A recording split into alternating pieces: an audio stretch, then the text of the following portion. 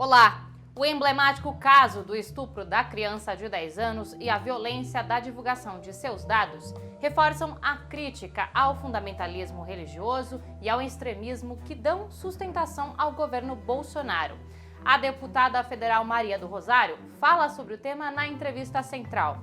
Nossa reportagem demonstra como o estupro de vulneráveis, infelizmente, está longe de ser prática isolada.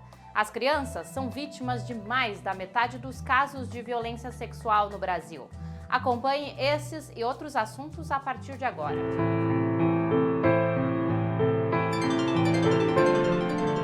Central do Brasil.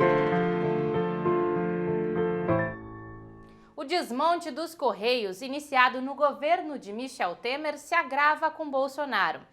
Contra a privatização e por direitos, uma greve nacional foi deflagrada pelos trabalhadores dos Correios. Afonso Bezerra tem mais informações.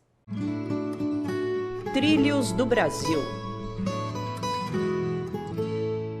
A paralisação começou às 22 horas da última segunda-feira, 17, e segue por tempo indeterminado. Os trabalhadores protestam contra a retirada de direitos e a privatização da empresa, como explica o dirigente sindical Douglas Nero. O governo federal impôs uma retirada e redução de benefícios da classe trabalhadora de 70 das 79 cláusulas do acordo coletivo. Então nós vamos continuar na luta, mostrando à população de fato a importância dos Correios, da nossa essencialidade e da importância da manutenção dos direitos dos trabalhadores. Cerca de 100 mil trabalhadores estão mobilizados por todo o país. Eles lutam pela manutenção dos direitos adquiridos em acordo coletivo há mais de 30 anos, revogado agora sob a gestão do general Floriano Peixoto na presidência da estatal. Os trabalhadores denunciam que 70 cláusulas deste acordo foram retiradas. São elas: adicional de risco, vale alimentação, licença maternidade de 180 dias e outros direitos. O frágil apoio aos trabalhadores durante a pandemia do coronavírus também está na pauta da mobilização. Os trabalhadores precisaram acionar a justiça para conseguir a mínima proteção, como destaca o carteiro Luiz Antônio Ribeiro. O Correio tem dado uma máscara, dá um gel coletivo para que os trabalhadores utilizem e nada mais do que isso, né? Ela não faz higienização dos materiais que a gente trabalha, como por exemplo moto, carro, computadores, né, o leitor de encomendas que a gente tem que passa na mão de todo mundo. Então a empresa não tem feito esse serviço. Uma nova assembleia está agendada para o dia 22 de agosto para a avaliação do movimento. Até lá, serão realizadas atividades nas portas das unidades e carreatas.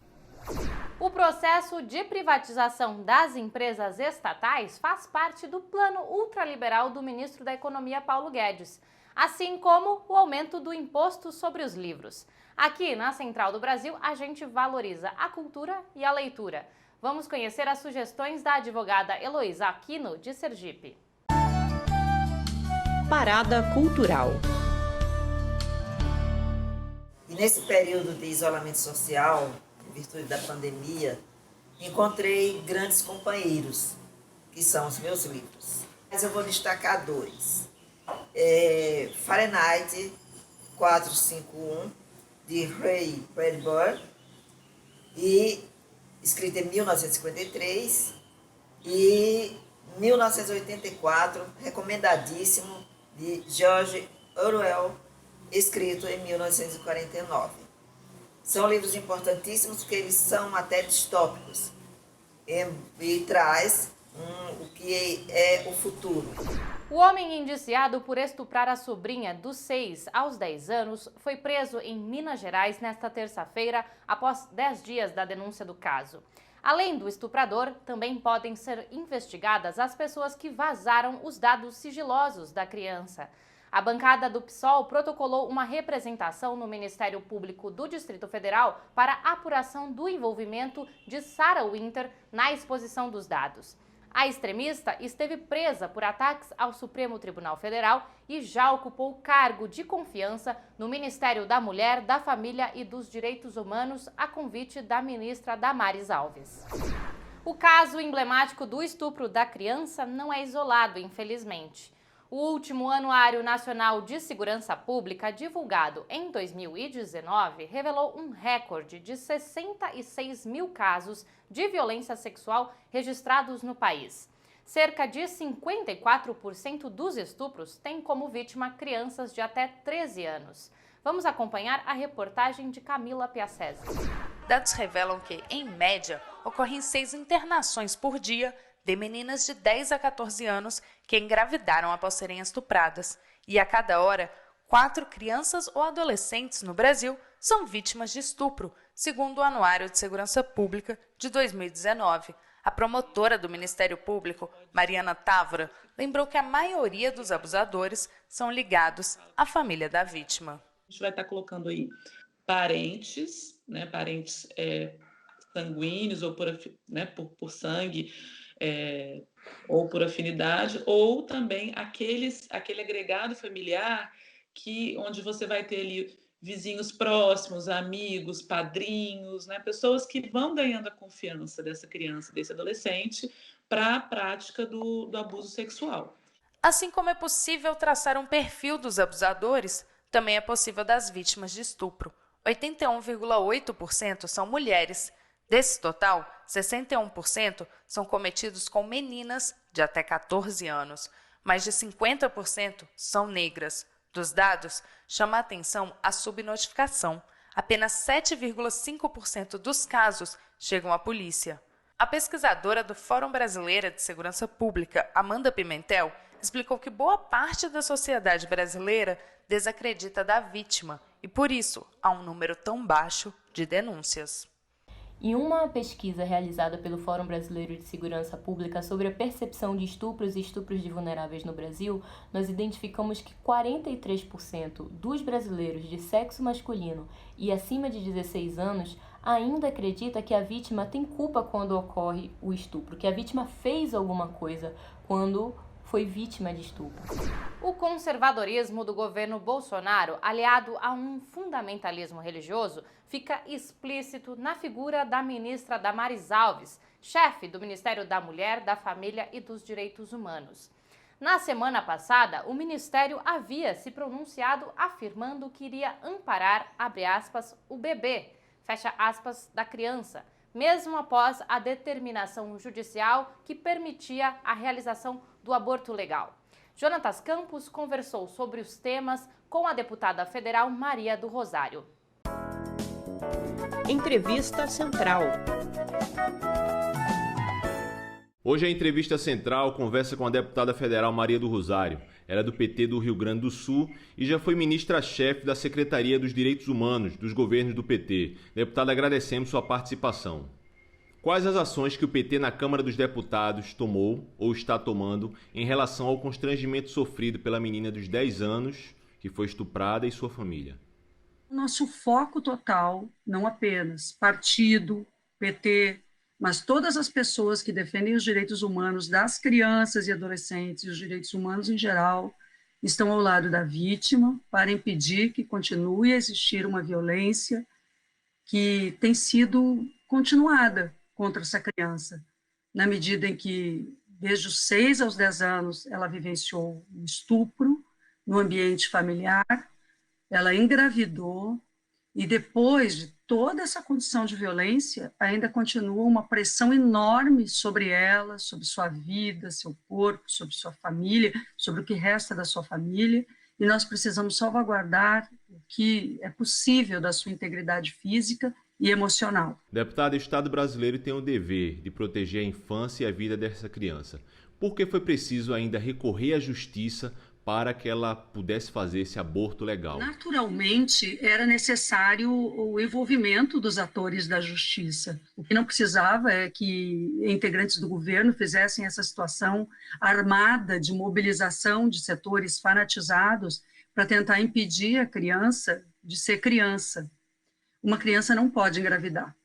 A violência, o estupro, ela não pode ser abusada, ela não pode ser estuprada, ela tem que ser protegida integralmente.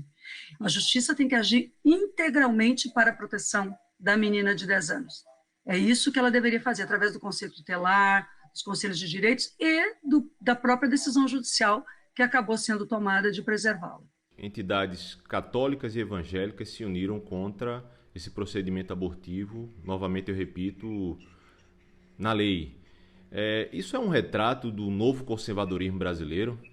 Se uma mulher adulta tem direito ao aborto, à interrupção da gravidez, na medida que há estupro, se é uma das razões que a lei assegura a mulher como um direito para que ela não viva a continuidade daquela violência, imagina uma criança de 10 anos, cujo corpo não consegue carregar, muitas vezes, a si própria. Nós estaríamos destruindo essa criança. Eu não consideraria que todos os evangélicos e todos os católicos assim se posicionaram. Isso não é uma guerra religiosa. Até porque as pessoas podem ser católicos e evangélicos e terem posições diferentes dessas que foram expressas por setores mais fanatizados. Eu mesmo tenho ao meu redor aqui a proteção de tantas imagens que amo, sei de pessoas católicas ou evangélicas que têm outra posição. Então, eu não transformaria isso numa guerra religiosa que carimbasse tal religião fez isso, tal religião fez aquilo. Mas setores que muitas vezes usam a religião, até politicamente, usaram essa menina também para seus discursos na porta de um hospital diante de uma tragédia. A Polícia do Espírito Santo anunciou a prisão do principal suspeito, tio da menina estuprador. Você e muitos bolsonaristas já vêm falando de pena de morte e esse tipo de discurso que já estão acostumados. E eu lhe pergunto, no Código Civil brasileiro, no Código Penal, já existe punição suficiente para esse tipo de criminoso? O responsável, quem cometeu esse crime contra ela, além da pena prevista no Código Penal, pode ter 3 agravantes nessa pena por ser parente, por familiar, portanto, abusar da confiança, além da violência física, por ela ser criança, é vulnerável, totalmente vulnerável, e o terceiro agravante diz respeito ao fato dela ter engravidado, que é a tragédia total deste crime, e que, portanto, há responsabilidade, sim, depende aí da decisão judicial, mas eu creio que ele deve pegar uma pena máxima com agravantes e não terá benefício, porque o crime de estupro não prevê que a pessoa saia antes do final da pena da prisão. Além dos crimes cometidos contra a criança pelo parente, há também esses crimes por militantes de ultradireita. Onde é que a justiça tem que ser ágil para que essa criança não sofra esses outros abusos que ela sofreu, tanto a divulgação do seu nome quanto aquele protesto na frente de um hospital público e uma maternidade, né, de casos complexos? Todas essas pessoas que fizeram isso são passíveis de responsabilização penal e civil pelos direitos da criança, porque tanto o Estatuto da Criança e do Adolescente quanto a lei da escuta especializada, do depoimento especial, que é a lei que cria o Sistema Nacional de Proteção à Vítima e Testemunha de Violência Criança e Adolescente, estão ao lado da criança para impedir que isso aconteça. E, principalmente, a responsabilidade de autoridade pública ou servidor que no hospital ou no governo passou informações a essas pessoas deve ser investigada para que sejam responsabilizadas. As pessoas têm que saber que não podem fazer isso, que já basta de sofrimento para essa criança e que ela tem direito de sair completamente desse universo onde ela está sendo apontada como uma criança que sofreu essa violência, mas também apontada agora como uma pessoa que veio a fazer um aborto. Chegamos ao final de mais um Central do Brasil. Acesse os nossos conteúdos pelo QR Code que aparece aí na sua tela. Ou encontre as nossas produções no Instagram. Estamos no @Programa Central do Brasil. Até amanhã.